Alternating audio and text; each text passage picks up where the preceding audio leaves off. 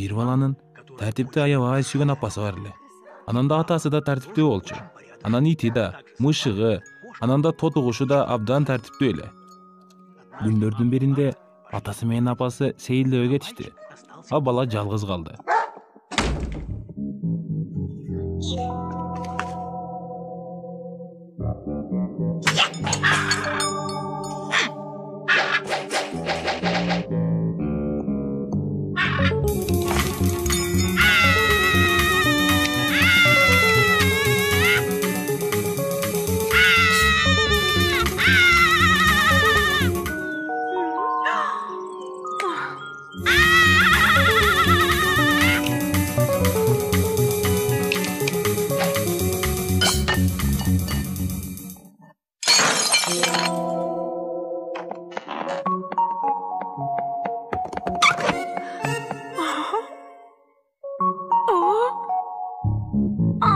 Апасы катуу кайгырды.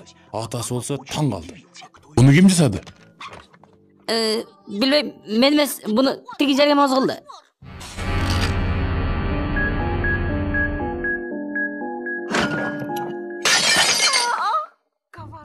Пайдасы чымчык десе, мындай пайдасы чымчыктар токойдо жашашы керек. Жырткычтары менен бирге.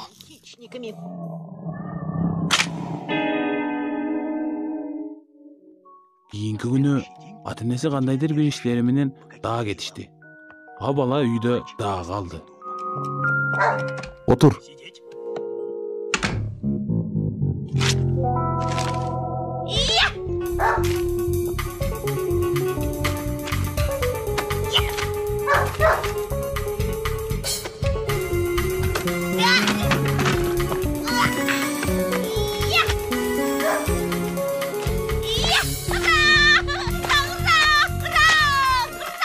Атасы катуу ачууланды. О, менин китептерим. Апасы таң калды. Мен эмес, тиги кылды.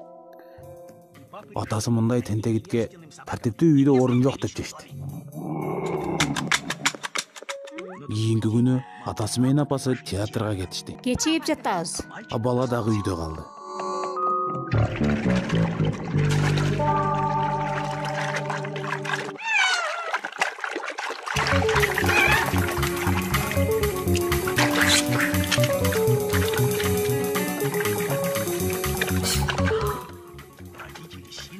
Баланын ата-энеси өтө таң калды. Ким жасады?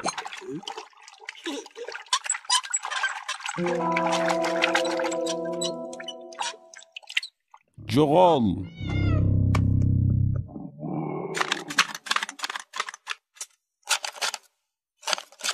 Бир жолу ата-энеси конокко жөнөштү.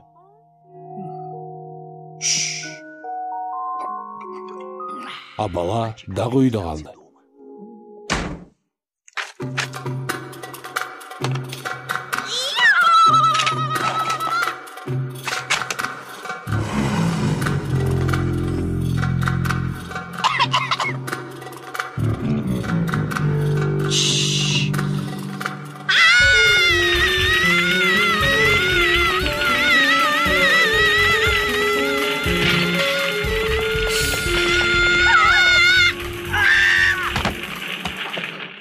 Буну ким кылды?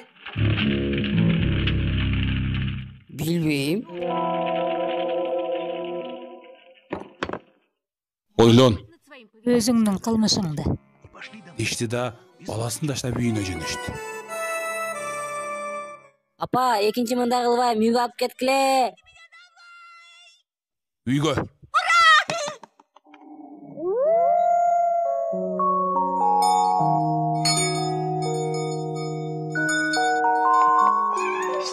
Ошондон кийин бала өзүн жакшы алып жүрүп, эч кимди алдаган жок.